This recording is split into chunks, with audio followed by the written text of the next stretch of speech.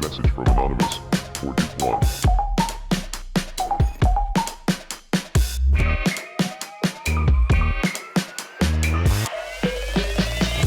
L'enquadrament en perspectiva és un dispositiu icònic, coetani de l'època moderna, en el qual els elements que conté cobren un sentit pel simple fet d'aparèixer junts i organitzats des d'una mirada. Un valor simbòlic que prové del fet d'estar i ser llegits en conjunt. Un quadre en perspectiva, d'altra banda, no és altra cosa que la captació d'un instant que es revela i significa.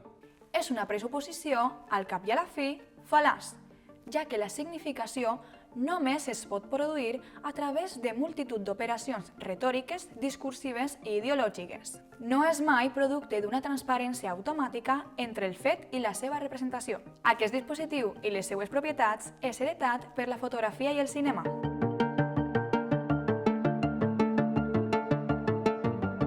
Vegem com significa una foto. El somni americà o la inundació de Louisville va ser presa per Margaret Bourke White en 1937, en plena Gran Depressió nord-americana i en ple apogeu del New Deal. Veiem una filera de gent famolenca, pràcticament tots són afroamericans, que estan fent cua per poder recollir alguns aliments després d'una inundació.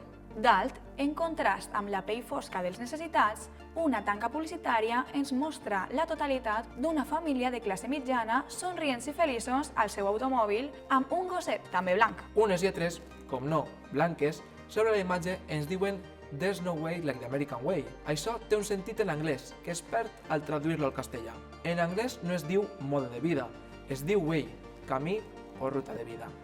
Veient-ho així, aquest cotxe està seguint el seu camí i aquests famolencs que es situen davant són irremissiblement atropellats per una cosa que ve literalment d'altre món, perquè la imatge sempre representa una absència que no reconeixem com a pertanyent al món de la nostra experiència directa.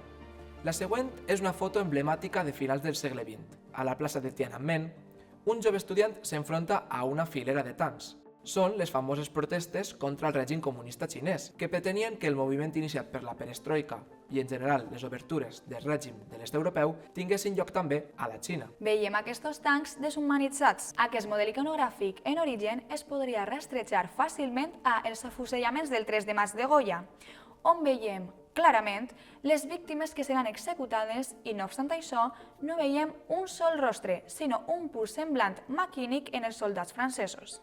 És un recurs repetit, com demostra una altra foto emblemàtica del segle XX, The Ultimate Confrontation, The Flower and the Bayonet, presa per Marc Ribot el 1967 durant unes protestes davant del Pentàgon contra la guerra de Vietnam.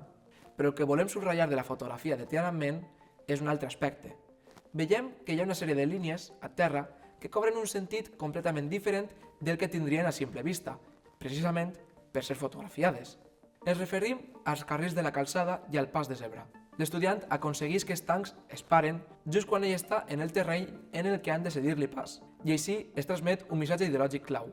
El que es pretén a la Xina és, ens diu la fotografia, una democràcia que respecti els drets individuals i que protegeixi l'individu davant la brutalitat de l'Estat. Això és, una democràcia liberal i cap altre tipus de règim.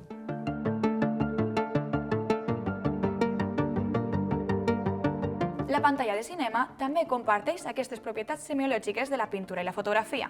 Com va deixar dit el teòric i crític Marcel Martin, tot el que es mostra a la pantalla té sentit i, la major part de les vegades, un segon significat que només pot aflorar amb la reflexió. Podríem dir que tota imatge implica més que explica. Per aquesta raó, la majoria de les pel·lícules de qualitat són interpretables en diversos nivells segons el grau de sensibilitat, imaginació i cultura de l'espectador. L'ús del símbol del cinema consisteix a recórrer a una imatge capaç de suggerir-li a l'espectador més que el que pugui brindar-li la sola percepció del contingut aparent. D'una manera general, l'ús del símbol al film consisteix a reemplaçar un individu, un objecte, un gest o un fet per un signe. Per comprendre aquest procés en el cinema, res millor que recórrer a un dels pilars de l'anomenat cinema clàssic de Hollywood. Ens referim a qui va ser capaç de donar-li al western, fins llavors un gènere deleznable per a simple entreteniment de les masses, tota la dignitat del gran art, el director John Ford. És ell qui posa en valor algunes imatges que es converteixen en emblemàtiques en el cinema americà i en el cinema mundial. Per exemple, el famosíssim pla americà de John Wayne a La Diligència. En aquesta pel·lícula, els viatgers són un trassumpte de la societat americana en plena època de la Gran Depressió i la diligència és simplement un espai dramàtic per a una densíssima atmosfera de tensió entre ells. La trama de l'home que va matar Liberty Balance és per tots coneguda, la falsa heroïcitat del senador dels Estats Units, Ransom Stoddard, interpretat per James Stewart. Aquest va començar la seva carrera política emparat en el prestigi d'haver matat en un dol al malvat Liberty, quan va ser en realitat el difunt Tom Doniphan, John Wayne, qui ho va fer per salvar la seva vida. Quan torna al vell poble de l'oest, on va començar la seva singladura per assistir al funeral de Tom, el diari local s'empenya a entrevistar-lo, i la narració d'aquesta història és la que ocuparà pràcticament tot el film en forma de flashback. Per començar la seva història, Stoddard s'acosta a una vella diligència abandonada, en un magatzem, i diu que va arribar al poble fa anys en una molt semblant. El sorprenent, per a l'espectador més esvaït, és descobrir quan el senador li retira part de la seva capa de pols que aquesta és la mateixa diligència que es va utilitzar a la pel·lícula 23 anys abans. El que abans era un objecte, un útil, podríem dir, en perdre tota la seva utilitat ha esdevingut signe d'un passat llegendari, però essencialment fals. No obstant, hi ha altra metàfora expressament poètica que sobrevola tota la pel·lícula. Aquesta flor de cactus que Tom li regala a Hall, actual esposa de Stoddard, i que després Hall deposita sobre el seu fèretre. És un emblema d'un amor no realitzat, però tal vegada ple de veritat. Hi ha, no obstant, una manera cinematogràfica d'establir connotacions sobre la imatge menys explícita però igual d'efectiva. Com hem dit, Stoddard és un foraster vingut a aquest poble desèrtic del sud-oest dels Estats Units amb la intenció d'exercir com a advocat, pla que frustra Liberty Balance en deixar-lo malferit després d'assaltar la diligència. Tot i així, al film, Stoddard va simbolitzar l'expansió dels Estats Units cap a l'oest, portant amb ell el progrés, la institucionalització de la democràcia, l'endegament de la llibertat i el paper de l'Estat en la facilitació de la convivència.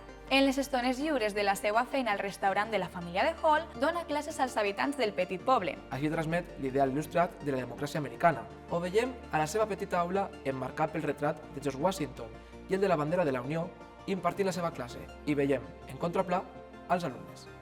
Una dona gran, presumiblement analfabeta fins a aquell moment, està llegint en veu alta el seu exercici sobre els principis de la democràcia americana.